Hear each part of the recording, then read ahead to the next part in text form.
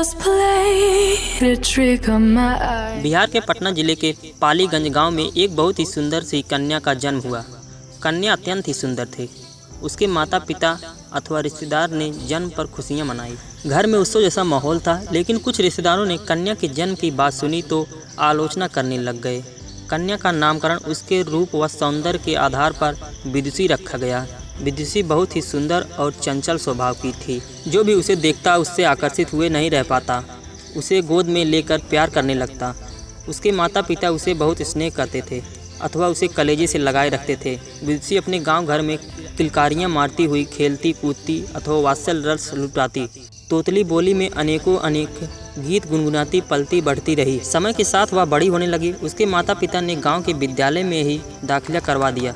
वह पढ़ने लिखने में अव्वल थी, जो उसे कक्षा में और बच्चों से अलग करता था। जब वह केवल 8 वर्ष की हुई तभी उसके पिताजी का स्वर्गवास हो गया।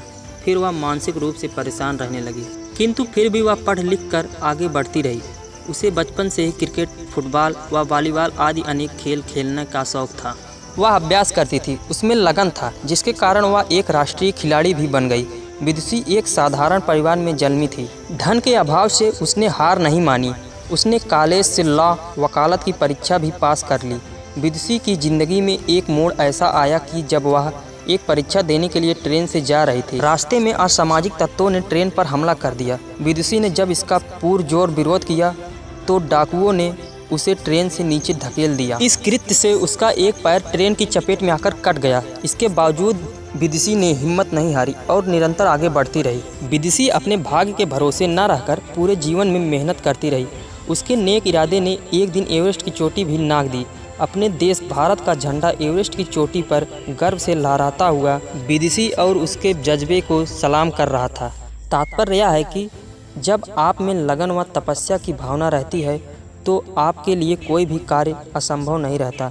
जैसे कि विदुषी के साथ हुआ। एक पैर न होने पर भी उसने एवरेस्ट की दुर्गम चोटी पर चढ़कर यह साबित कर दिया कि मेहनत और लगन से आगे एवरेस्ट की चोटी भी राई के पहाड़ जैसी हो सकती है। जो लड़ते हैं उनके पास प्रशंसा और वाहवाही जीतने का मौका होता है।